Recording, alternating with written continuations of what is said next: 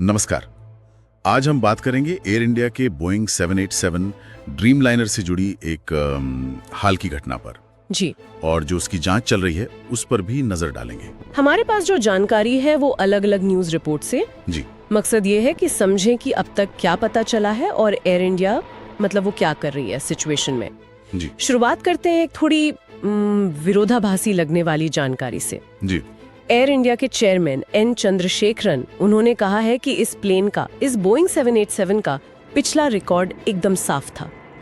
तो सवाल उठता है, अगर सब ठीक था तो ये हुआ कैसे? और कुछ डिटेल्स भी हैं विमान के बारे में। जैसे दोनों इंजन की सर्विस हाल ही में हुई थी। राइट वाला मार्च 2025 में और लेफ्ट वाला 2023 में। जी हाँ। तो ये तो लगता है कि मेंटेनेंस ठीक चल रहा था। हाँ बिल्कुल। और यहीं पर मतलब जांच की जरूरत समझ आती है। साफ रिकॉर्ड के बाद भी अगर घटना हो तो फिर ब्लैक बॉक्स का डेटा कितना जरूरी हो जाता है, ये साफ है। ब्लैक बॉक्स, हाँ ये काफी सुना है। थोड़ा बताएंगे इसके बारे में? जरूर। देखिए, ब्लैक बॉक्स असल में दो डिवाइस होते हैं।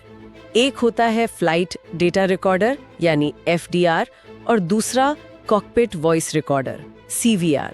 FDR जो है वो प्लेन की स्पीड, एल्टीट्यूड, इंजन परफॉर्मेंस, मतलब सैकड़ों टेक्निकल चीजें रिकॉर्ड करता है। और CVR कॉकपिट के अंदर की आवाजें, पायलट्स की बातचीत, अलार्म्स, वो सब रिकॉर्ड करता है।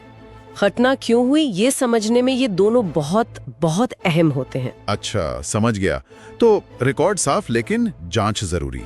तो अभी जांच कहां तक पहुंची है? कौन लोग इसमें शामिल हैं? फिलहाल तो इन्वेस्टिगेटर्स इसी ब्लैक बॉक्स डेटा को एनालाइज कर रहे हैं और इसमें प्लेन बनाने वाली कंपनी बोइंग और इंजन बनाने वाली GE एरोस्पेस वो भी मदद कर रहे हैं। ओके।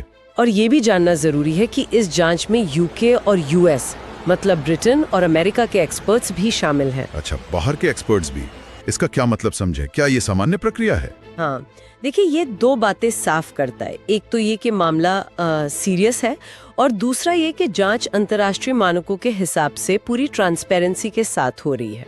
अक्सर ऐसा होता है कि बड़ी घटनाओं में बाहरी विशेषज्ञ बुलाए जाते हैं ताकि जांच निष्पक्ष रहे, कोई पहलू छूटे नहीं। हाँ सही बात है। एविएशन सेफ्टी तो ग्लोबल मामला है। बिल्कुल ठीक है। अब आते हैं एयर इंडिया के रिएक्शन पर।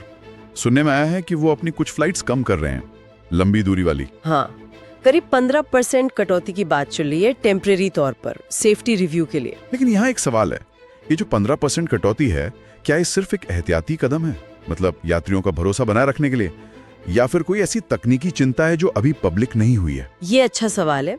देखिए, मुझे लगता है ये दोनों का मिला जुला असर हो सकता है। जाहिर है ये एक एहतियाती कदम तो है ही। कोई भी एयरलाइन ऐसी घटना के बाद एक्स्ट्रा कॉशन बरतेगी, है ना? हाँ बिल्कुल। यात्रियों को भी सुरक्षा का भरोसा दिलाना जरूरी है। लेकिन ये भी मुमकिन है कि इस घटना ने एयरलाइन को अपनी इंटरनल प्रक्रियाओं की या शायद बेड़े के दूसरे विमानों की भी एक गहन समीक्षा करने पर मजबूर किया हो। जरूरी नहीं कि कोई बड़ी खराबी मिली हो, लेकिन वो शायद कोई रिस्क नहीं लेना चाहते जब तक जांच पूरी ना हो जाए। ये एक जिम्मेदार कदम कहा जा सकता है। समझ गया। तो कुल मिलाकर मामला ये है कि एक तरफ जांच चल रही है जिसमें अंतर्राष्ट्रीय मदद भी ली जा रही है और फोकस ब्लैक बॉक्स पर है, भले ही विमान का पिछला रिकॉर्ड ठीक बताया गया हो, और दूसरी तरफ एयर इंडिया खुद भी एहतियात बरत रही है फ्लाइट्स कम करके। बिल्कुल सही। ये पूरी स्थिति हमें दिखाती है कि मॉडर्न एविएशन कितना कॉम्प्लेक्स है। मतलब बेहतरीन मेंटेनेंस, लेटेस्ट टेक्नोलॉजी, कड़े सुरक्षा नियम, इन सब के बावजूद ऐसी चीजें हो सकती हैं।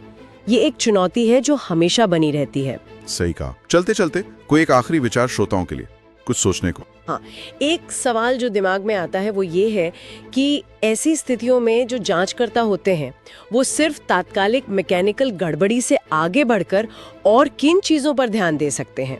जैसे क्या कोई बड़े सिस्टमिक मुद्दे हो सकते हैं, ट्रेनिंग के तरीकों में कुछ, या मानवीय कारक, ह्यूमन फैक्टर्स जिनका रोल हो सकता है, भले ही ऊपर से सब ठीक लग रहा हो। इस पर सोच